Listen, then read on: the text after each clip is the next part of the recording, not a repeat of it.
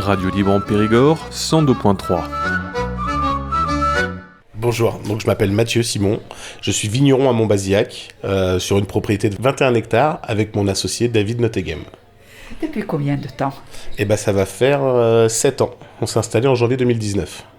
Et c'était une reconversion professionnelle. Exactement. Et effectivement, on s'est rencontrés en 2016 lors de notre BTS viticulture-œnologie. C'était issu d'une reconversion à Bordeaux. Lui était dans le milieu financier à Paris, moi j'étais infographiste en Normandie.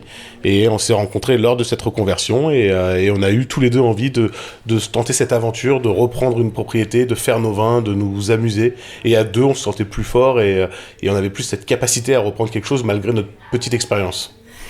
Pourquoi ce département? Pourquoi Montbazillac?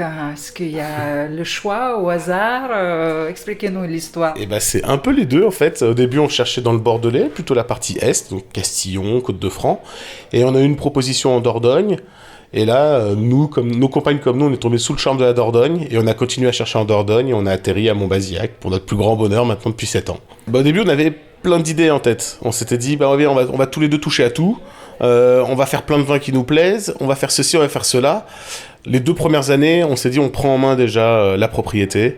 Et ensuite, on a commencé à trouver notre place l'un et l'autre et à développer des cuvées qui nous ressemblent et qui sont dans l'air du temps. Parce que c'est bien beau de faire des vins qui nous plaisent, mais il faut que ce soit des vins qui soient consommés et qui plaisent aujourd'hui au public.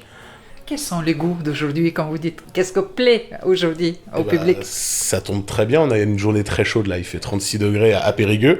Les gens veulent des vins frais. Des vins frais. Alors, on a toujours les vins de fête, c'est un peu autre chose, mais c'est une parenthèse, les fêtes de fin d'année. Mais on veut des vins on veut des vins frais, donc on veut des blancs secs, on veut des pétillants, on veut des rouges légers, faciles à boire, presque frigo compatibles, qu'on puisse mettre au frais et sortir au dernier moment sur des grillades. Voilà, ce que les gens veulent, c'est de la fraîcheur. Parce qu'aujourd'hui, ce qu'on a envie, c'est de se rafraîchir avec ce climat très très chaud. Mais ça pose aussi les contraintes pour votre activité, n'est-ce pas? La météo comme ça, pour les vignerons aussi, ça demande de s'adapter, innover. Exactement, il faut s'adapter. On n'a que ça à faire. De toute façon, on subit ce climat. Donc c'est à nous de nous adapter. On ne va pas lui imposer des températures. On s'adapte. D'année en année, on voit qu'il y a un tel changement, une telle variation de météo, pour le pire comme pour le meilleur. L'année dernière, on a eu une météo incroyable jusqu'au mois de juillet où là, on a eu 2 mois de sécheresse qui ont un petit peu, on va dire, plombé nos volumes, mais pas la qualité quand même. C'est ça qui est important aussi, c'est qu'on veut de la qualité, mais on s'adapte. Il n'y a que ça à faire. On regarde un petit peu ce qui se fait autour, les nouvelles techniques, comment faire en sorte que la vigne ne souffre moins, qu'elle arrive à se développer quand même et à nous produire des raisins de qualité. Et en plus, vous faites bio. Exactement. Quand on s'est installé, c'était la première chose qu'on voulait mettre en place, du bio. Ça, c'était non négociable avec David. Tous les deux, on était vraiment dans cette optique. On veut du bio, on est jeunes vignerons, on a des enfants. Ce qu'on veut, c'est limiter notre contact avec ces produits. On est en première ligne, que ce soit aussi pour les voisins, bien sûr. Mais voilà, l'idée, c'était de travailler le plus sainement possible. Alors, le bio n'est pas parfait, mais voilà, on essaye de faire au mieux pour préserver la nature.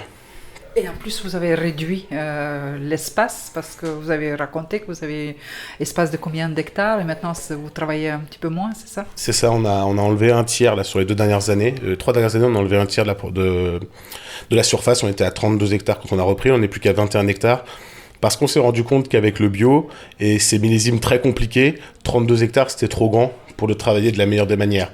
On n'avait plus le temps aussi pour développer le commercial, on n'était que à la production. Donc on a rationalisé un peu tout ça, on est redescendu à 21 hectares. Et là ça nous convient beaucoup mieux et là on travaille dans des conditions vraiment idéales. Idéal, mais vous faites tout, de A jusqu'à Z, vous-même. C'est ça, on a 2 employés à temps plein qui nous ont même formés sur certaines tâches quand on s'est installé, qui sont plus des collaborateurs parce que des employés aujourd'hui, sur qui on peut s'appuyer, avec qui on travaille au quotidien, que ce soit à la production. Après, sur la commercialisation administrative, là ça va être plus David et moi qui vais l'épauler, mais c'est vraiment plus lui qui a des compétences, on va dire, pour ça. Et puis après, la production, on se la sépare en fonction de notre disponibilité. Et voilà, à peu près ça s'est fait naturellement, cette répartition. Au début, on voulait faire tous les deux de la vigne au chai, en passant par la commercialisation, et on s'est rendu compte que c'était pas possible. Et petit à petit, naturellement, avec nos compétences passées, avec nos envies, et ça s'est réglé tout seul. Et aujourd'hui, on est arrivé à un équilibre idéal.